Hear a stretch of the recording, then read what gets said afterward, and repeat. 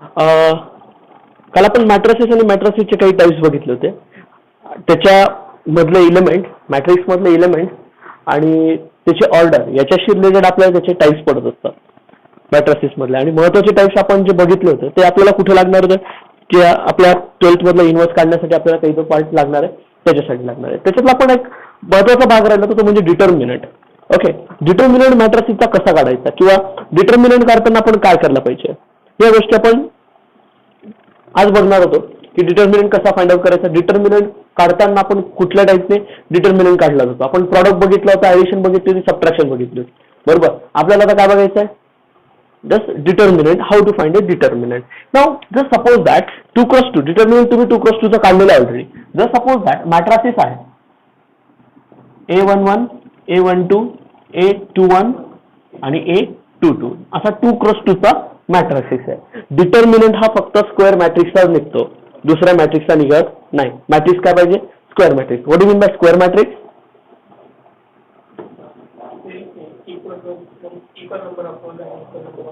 Number on columns are equal. Okay, column आणि rows किती असतात, सेम असतात, तेव्हा त्याला काय म्हणतो आपण, स्क्वेअर मॅट्रिक्स म्हणतो. नाउ याचा डिटर्मिनंट काढायचा आहे, बरोबर ना. डिटर्मिनंट काढताना आपण काय करणार, we have to take in two vertical bar, कारण डिटर्मिनंट ही कॉन्स्टंट व्हॅल्यू आहे, बरोबर. डिटर्मिनंट काय आहे, कॉन्स्टंट व्हॅल्यू. मग A11, A12, A21, A22, बरोबर. हा मॅट्रिसेस आहे आणि हा काय डिटर्मिनंट आहे. मग डिटर्मिनंट काढताना काय करतो, अल्टरनेट साईड असतात.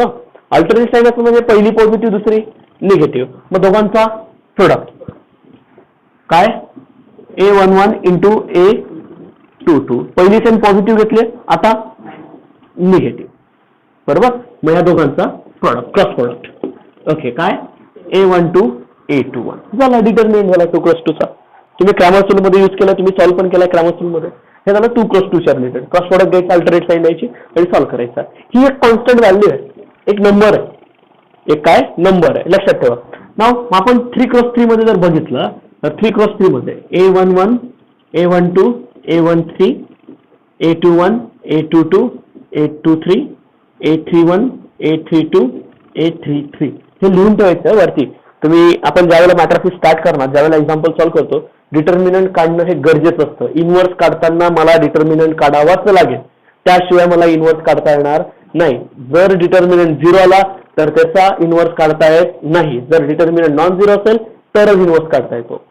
लक्षात ठेवायचं आहे, डिटर्मिनंट प्रत्येक वेळेला आपल्याला चेक करावा लागतोय, नाहीतर इन्व्हर्स निघत नाही. आलं लक्षात. इन्व्हर्स केव्हा निघतो, जेव्हा तो डिटर्मिनंट काय असतो, नॉन 0 असतो. तो काय असतो, नॉन सिंग्युलर असतो. सिंग्युलर आणि नॉन सिंग्युलर. डिटर्मिनंट 0 म्हणजे कोण, सिंग्युलर, आणि डिटर्मिनंट नॉन 0 म्हणजे कोण, नॉन सिंग्युलर. ओके, नाव मग याचा डिटर्मिनंट मला फाइंड आउट करायचं आहे. ते काही ना 2 vertical bar, A11, A12, A13, A21, A22, A23, A31, A32, A33, बरोबर. नाव आता बघू. ओके, नाव ज्या वेळेला डिटर्मिनंट काढतो त्यावेळेला पहिला रो फक्त एक मल्टिप्लाय म्हणून असतो, बरोबर ना. मग आपण काय करणार, जस्ट अल्टरनेट साईड असणार ना, पहिली पॉझिटिव्ह ऑब्विसली, बरोबर. मग आपण लक्षात घ्या, A11 पहिला एलिमेंट घेतला, तिघ एलिमेंट मला एक टप्प्याटप्प्याने घ्यायचे. फर्स्ट रो फर्स्ट कॉलम मधला एलिमेंट A11 इंटू, ओके, मी काय घेतला, पहिला एलिमेंट घेतला गेला, मी काय करेल, first row first column delete करून देईल. डिलीट केला, याचा डिटर्मिनंट घ्यावा लागेल. ओरिजिनल जे एलिमेंट असतात त्याचे काय घ्यायचा, डिटर्मिनंट. मग डिटर्मिनंट काय, A22, A23, A32 आणि A33 झाला. पहिली पॉझिटिव्ह, आता निगेटिव्ह. ओके, मग आता दुसरा एलिमेंट कडे आलो, A12 इंटू, आता फर्स्ट रो सेकंड कॉलम काय करायचा, डिलीट करायचा. डिलीट केला, डिलीट केल्यानंतर जे एलिमेंट आहेत त्या एलिमेंटचा काय घ्यायचा, परत डिटर्मिनंट घ्यायचा. नाव A21, A23, A31 and A33 झालं. आता प्लस साईन, मायनस होता, आता प्लस साईन. तिसरा एलिमेंट कोण आहे, A13 इंटू, आता काय करायचं, first row third column delete. First row third column delete केला, उरलेले जे एलिमेंट आहे त्यांचा काय घ्यायचा, डिटर्मिनंट घ्यायचा. मग बघा आता काय, A21, A22, A31 आणि A32. आता 2x2 चा डिटर्मिनंट ऑलरेडी काढला आपण. तिघांचे 2x2 चे डिटर्मिनंट काढायचे झालं. That's one is determinant of 3x3 matrices. कळतंय? हे 3x3 च्या मॅट्रिसेस मधलं आहे की आपण डिटर्मिनंट कसं फाइंड आउट करायचं आहे. लक्षात घ्या की आपण डिटर्मिनंट काढताना आपण काय करतो असं आणि डिटर्मिनंट कसा काढायचा हे लक्षात ठेवा सुद्धा. नाव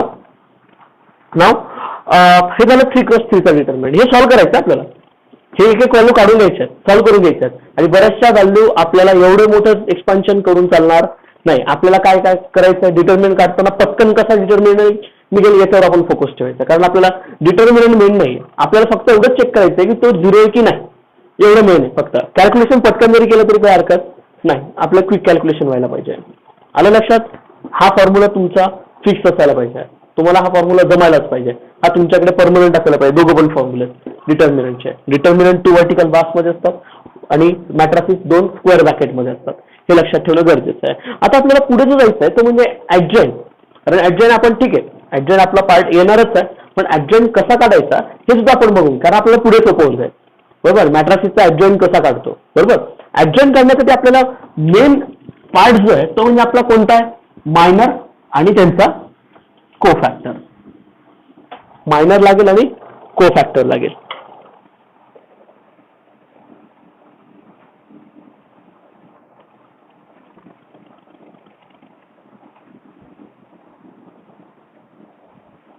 ओके, मायनर आणि cofactor. Just you have to find a adjoint.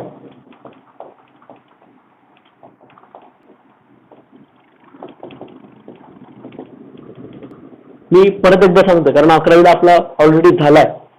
Okay, आपण घेतलेला आहे. ऍडजॉइंट भरपूर काढलेत, मायनर पण काढलेत, कोफॅक्टर पण काढलेत मॅट्रिसेसचे. बरोबर? ऍडजॉइंट पण काढलाय. आपण ट्रान्सपोज घ्यायचो मॅट्रिक्सचा, आपण फाइंड आउट केलेत ऑलरेडी. बरोबर ना? आपण सुरुवात करू 2x2 पासून. 2x2 चा ऍडजॉइंट कसा काढायचा पहिला. बरोबर ना? पहिला काय असेल, 2x2 मॅट्रिसेसचा ऍडजॉइंट. ओके, मग 2x2 मॅट्रिसेस मध्ये आपले जे परत जे इलेमेंट होते तेच फक्त बघू आणि ऍडजॉइंट काढताना आपल्याला 2x2 साठी काय करायचं आणि मग नंतर आपण कोणाकडे जाऊ, 3x3 कडे. आता 2x2 चा मी सपोज दॅट ए मॅट्रिक्स घेतला, त्याच्यात ते इलेमेंट A11, A12, A21 आणि A22 मी इन जनरल केला. इन जनरल म्हणजे तुम्ही यांच्या जागी कुठल्या व्हॅल्यू पुट केलं तरी काही फरक पडणार नाही, तुम्ही कुठल्या व्हॅल्यू पुट करू शकता. पण मी काय करेन, अगोदर याचे मायनर्स काढले. काय करणार आहे मी, मायनर्स काढणार आहे. मी एका बाजूला मायनर काढेल आणि एका बाजूला कोफॅक्टर काढेल. नाव मायनर्स म्हणजे काय, minus. What do you mean by minus?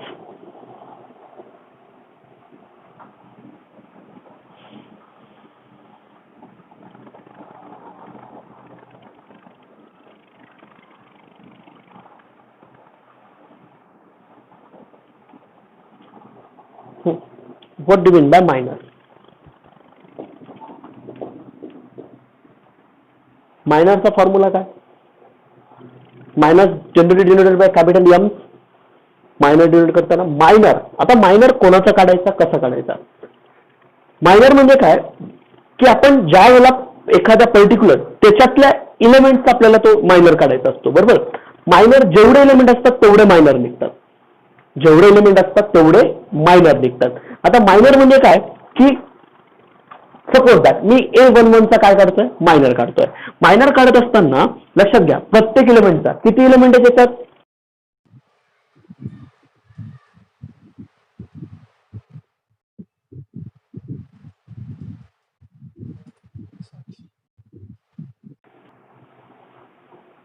Minor.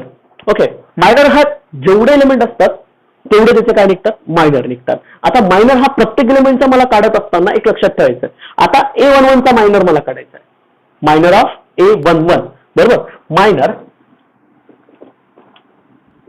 Of A11 म्हणजेच काय, capital M11. Capital M11 minor of, लक्षात घ्या कोणाचा, A11 चा मायनर. काय करायचं, first row first column delete करायचा, उरलेला याचा डिटर्मिनंट घ्यायचा. फर्स्ट रो फर्स्ट कॉलम काय करायचा, डिलीट करायचा. 2x2 मध्ये काही डिटर्मिनंट नाही निघणार, एकच एलिमेंट राहील. बरोबर? फर्स्ट रो फर्स्ट कॉलम काय केला, डिलीट केला, कोण उरला, हा त्याचा मायनर झाला. हा त्याचा काय झाला, मायनर झाला. नंतर मायनर ऑफ A12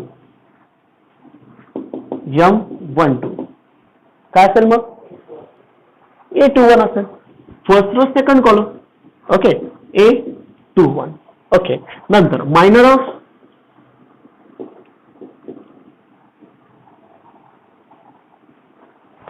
सांगा second row first column. Second row first column कोण उरतंय दाखवून इज M21. ऑर्डर पण तीच ठेवायची जी आपली A11 त्याच्या फक्त कंटिन्यू नका करतो. ओके साईन मग बरं पुढे मायनर ऑफ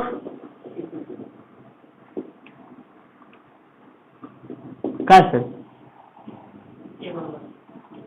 A11 लक्षात. ओके लक्षात घ्या की आपण मायनर कसे काढतोय. मायनर काढताना आपण काय करतोय हे लक्षात असू द्या.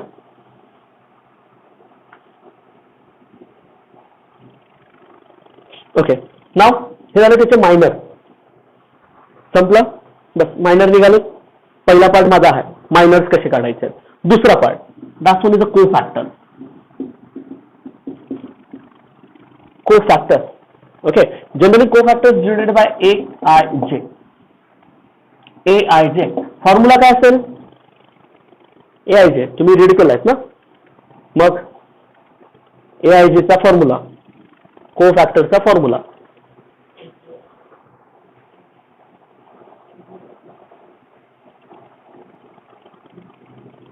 काय असतो कोफॅक्टरचा फॉर्म्युला बस -1/(I+J) इंटू MIJ. कोफॅक्टर हा सुद्धा प्रत्येक एलिमेंटचा निघतो. कोफॅक्टर हा सुद्धा प्रत्येक एलिमेंटचा निघतो. किती एलिमेंट आहेत 4. कोफॅक्टर सुद्धा 4 एलिमेंटचा निघेल. काही नाही मायनरचा आणि त्याचा एकदम जवळचा संबंध आहे. कोफॅक्टर मध्ये काय होतं साईन प्रत्येकाला डिनोट होत आहे. साईन तयार होत आहे. साईन काय तयार होत आहे किंवा साईन त्याला प्लस मायनस करत चालत आहे. आलं लक्षात. मग प्लस मायनस आपल्याला चेंज करायचं का कारण -1/(I+J) ना. -1/(1) किंवा 2 पासून सुरुवात करू. -1/(2) काय येतो 1च येणार आहे. स्क्वेअर इव्हन आहे 1 + 1 बरोबर ना. म्हणजे पॉवर काय त्याची इव्हन आहे. पॉवर इव्हन असली की ती व्हॅल्यू प्लस मध्ये येईल आणि ऑड असली तर मायनस मध्ये येईल. -1/(3) -1 -1/(4) 1 -1/(5)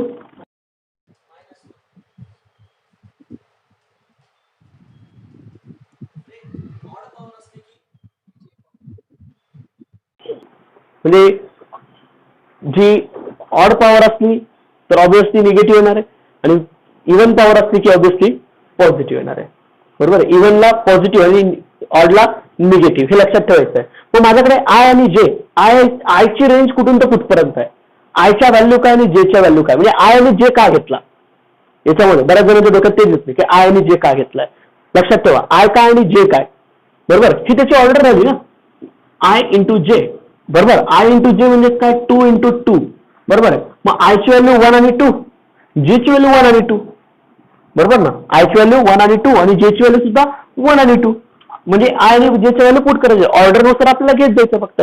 मग ज्या वेळेला मी A11 काढेल कोफॅक्टर ऑफ A11 पहिल्या एलिमेंटचा ओके म्हणजे कॅपिटल A11 काढेल. मग काय असेल बरं -1/(2) 1 + 1 इंटू MIJ ना M11. M11 मी ऑलरेडी काढलाय ना बरोबर. M11 काय माझा A22 आहे बरोबर. -1/(2) 1 काय येणार आहे 1 दाखवून 1 इंटू M11 इज M11 बरोबर. आणि थोडंसं डोक्यात जर लक्षात ठेवायचं म्हटलं ना तर काय करायचं त्याची मी एक साईन सांगून देईल की हा निगेटिव्ह आणि हा पॉझिटिव्ह म्हणजे कोफॅक्टर तुम्ही फक्त हे उचलणार आणि ते जाऊन पुट करून देणार. आलं लक्षात. म्हणजे त्याच्यामुळे पॉझिटिव्ह निगेटिव्ह आपल्याला फक्त ठरवायचं असतं. नंतर A12 -1/(2) 1 + 2 इंटू M12. मग M12 काय आलाय A21 -1/(3) ऑड पॉवर आहे ना काय -1 इंटू म्हणजे -M12 -1/(3) आहे ना. -1 इंटू दिस व्हॅल्यू सॉरी आपला नंबर यायला पाहिजे ना. हा A22 पाहिजे आणि हा काय पाहिजे A21 पाहिजे. आलं लक्षात? हे नंबर्स आहेत. म्हणजे हे कुठले मॅट्रिक्स मधलेच आहेत ना, हे बदलतील का? नाही, हे कंपाऊंड होणार, हे चेंज होणार. A2 + 1 M21 परत पॉवर मायनस M12 काय आलाय A12. ओके, शेवटचा element A22 -1 2 + 2 M22 that one is, but -1 is 1 + 1 into A11 that one is A11. झालेत कोफॅक्टर पण झालेत. नाव हा झाला माझा कोफॅक्टर. हा काय झाला माझा cofactor. that one is cofactor. Minor झालेत, कोफॅक्टर झालेत. नाव द कोफॅक्टर मॅट्रिक्स. काय cofactor matrix.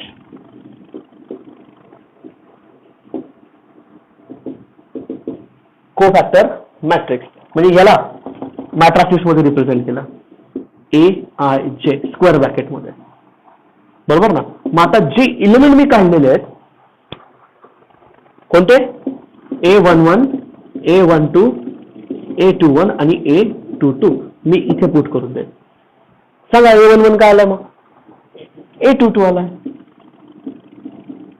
A -A21 -A12 आणि A11 हा काय झाला कोफॅक्टर मॅट्रिक्स. झालं इथपर्यंत कोफॅक्टर मॅट्रिक्स झाला. लक्षात घ्या मायनर कोफॅक्टर आणि तेच एलिमेंट मी कुठे रिप्रेझेंट केले कोफॅक्टर मॅट्रिक्स मध्ये. आता कोफॅक्टर मॅट्रिक्स झाला. कोफॅक्टर मॅट्रिक्स नंतर या कोफॅक्टर मॅट्रिक्सचा ट्रान्सपोज म्हणजे माझा ऍडजॉइंट ऑफ दिस मॅट्रिक्स. काय सांगतोय कोफॅक्टर मॅट्रिक्सचा ट्रान्सपोज म्हणजे ह्या मॅट्रिक्सचा ट्रान्सपोज म्हणजे काय transpose. What do mean bye transpose.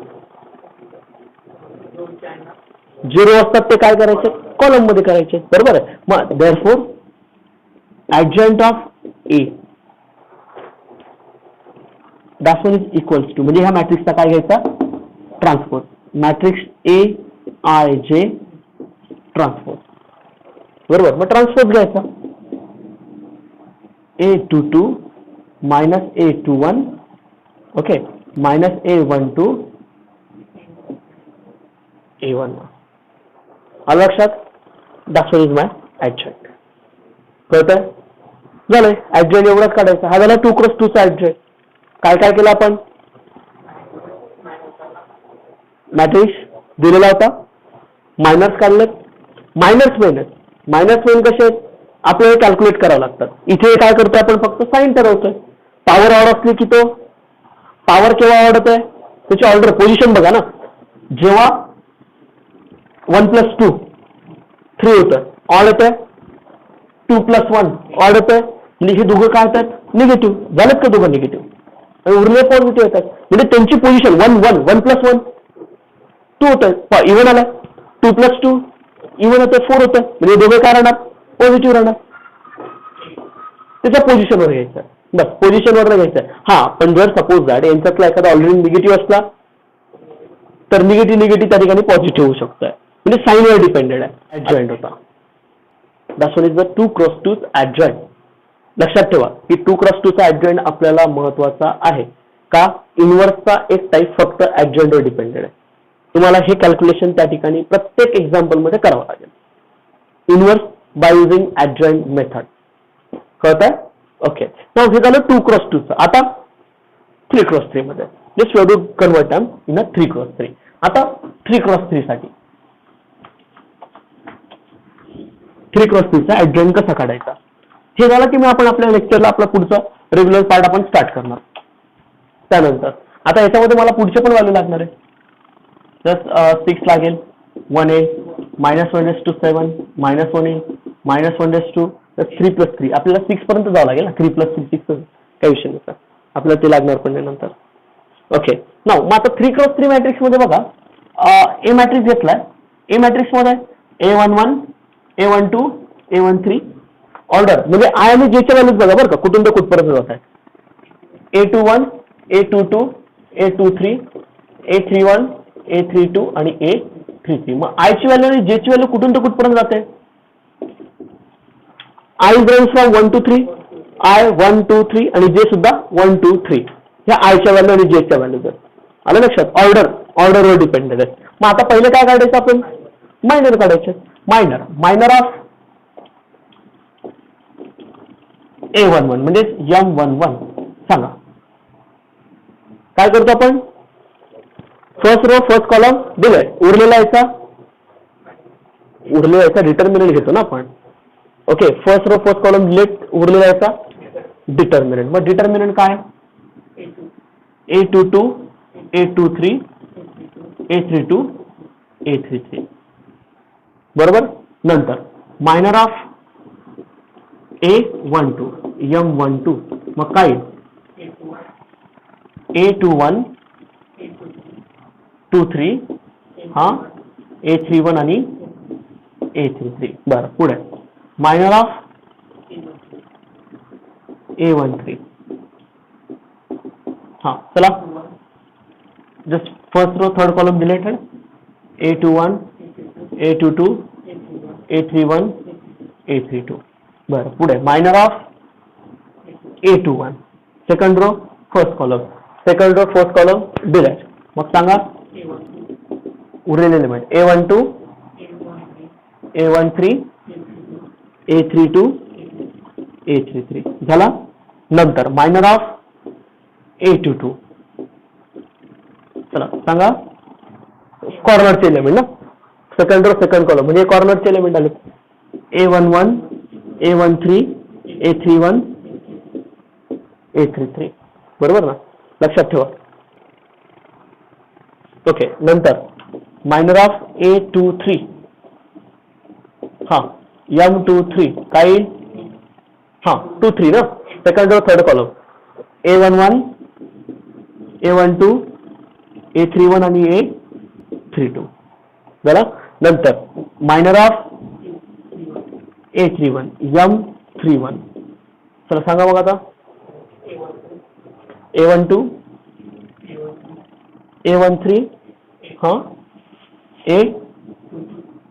A22, 31 ना, A22 आणि A23. बरं.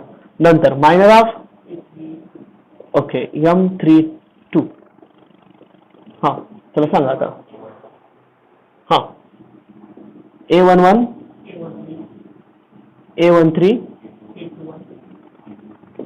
झाला आणि शेवटचा मायनस A33. हा A11, A12, A21, A22. Just enough to it. हे काय निघाले सगळे? मायनर. मेन कॅल्क्युलेशन हेच असणार आहे, मायनर. आणि हे डायरेक्ट करायचं. हे काही म्हणजे तुम्ही लिहायचं सुरुवातीला लिहत जायचं, पण नंतर तुम्ही डायरेक्ट केलं तरी चालणार आहे. आता काय फाइंड आउट करायला आपण? कोफॅक्टर. मग सांगा आता कोफॅक्टरच्या साईन सांगा काय काय, याच्यावरून सांगा डायरेक्ट. कोणाची पॉझिटिव्ह कोणाची निगेटिव्ह. ही पॉझिटिव्ह का निगेटिव्ह आहे? पॉझिटिव्ह. 1 + 1 = 2 म्हणजे इव्हन येतोय. ओके, म्हणजे हा पॉझिटिव्ह आला. मॅट्रिक्स ठरवू आपण कोफॅक्टर मॅट्रिक्ससाठी. पहिला काय येतोय? पॉझिटिव्ह येतोय. 1 2 निगेटिव्ह येतोय. बरोबर, म्हणजे हे फक्त पुट आउट करायचं तुम्हाला तिथे. हा नंतर 1 + 3 ना 4 पॉझिटिव्ह. हा 3 निगेटिव्ह, पॉझिटिव्ह, निगेटिव्ह, नंतर पॉझिटिव्ह, नंतर निगेटिव्ह आणि शेवटी पॉझिटिव्ह. म्हणजे हे 4 निगेटिव्ह आले. फक्त एवढं लक्षात ठेवा, हे पॉझिटिव्ह निगेटिव्ह येऊ शकतात. इथे मायनस कधी कधी प्लस पण होऊ शकतो. म्हणजे ह्या एलिमेंटवर डिपेंडेड आहे. आलं लक्षात? नाही तर प्लस मायनस पण नाही तर मग त्यात साइन पीस केलं, व्हॅल्यू काढून घेतला आणि पुट करून दिलं, असं होणार नाही. लक्षात ठेवा फक्त आपल्याला काय करायचं असणार आहे.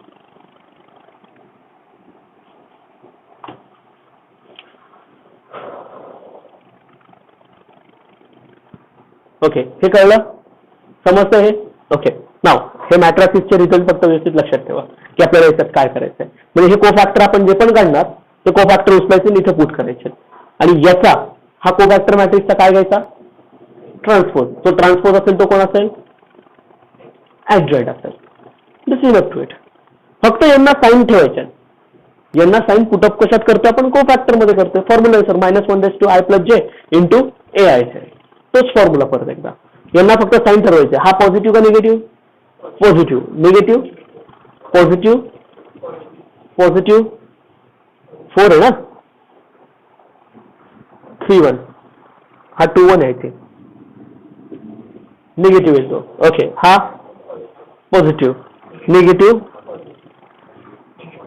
पॉझिटिव्ह. आलं लक्षात? याला फक्त ह्या मॅट्रिक्सला डोक्यासमोर ठेवायचं फक्त. आपल्याला भरपूर गोष्टी येतात नाही, म्हणजे ह्या शॉर्ट ट्रिक्स आहेत बऱ्याचशा गोष्टींना आपल्याला पटकन काढता येण्यासाठी. आणि ज्या क्विकली जेवढं काढणार तेवढं तुमचा इन्व्हर्स लवकर निघणार आहे. आलं लक्षात? ओके, ऍडजॉइंटचा काय घ्यायचा? कोफॅक्टर मॅट्रिक्सचा काय घ्यायचा? ट्रान्सपोज. ट्रान्सपोज म्हणजे कोण? माझा ह्या मॅट्रिक्सचा ऍडजॉइंट असेल. समजतंय? ओके, हे त्याला ऍडजॉइंटच्या रिलेटेड, की आपण ऍडजॉइंट कसा काढतोय, काय करतोय, हे ऍडजॉइंटच्या रिलेटेड आपण कसं समजून घेतलं हेही लक्षात घ्या. आणि ऍडजॉइंट जसं आपल्याला असेल त्या पद्धतीने आपल्याला करता आलं पाहिजे. ओके, 2 गोष्टी कळल्यात. मॅट्रिक्सचा डिटर्मिनंट कसा काढायचा, मॅट्रिक्सचा ऍडजॉइंट कसा काढायचा, हे लक्षात येत आहे? समजतंय सगळं? ओके, आता जो महत्वाचा आणि पुढचा जो भाग असणार आहे तो म्हणजे आपला रेग्युलर मॅट्रिक्सकडे जायचा आहे. तो म्हणजे रो ट्रान्सफॉर्मेशन आणि कॉलम ट्रान्सफॉर्मेशन. ओके, तो आपण आपल्या मॅट्रिक्स चॅप्टर स्टार्ट झालं उद्या, त्यानंतर आपण त्याला पुढे कंटिन्यू करणार आहोत. हे कळतं इथे? हे समजतंय ना? ओके, मी आज फक्त एवढंच थांबतोय. ओके, म्हणजे आज सांगेल मी, पण आज इथेच थांबतोय. पण आपण उद्या आपल्या रेग्युलर मॅट्रिक्स चॅप्टरला आपण स्टार्ट करणार. अगोदर जे मेन टॉपिक आहेत ते आपण कम्प्लीट करणार आणि मग बाकीच्या पार्टकडे आपण जाणार. आलं लक्षात? ठीक आहे, आज आपण इथेच थांबतोय.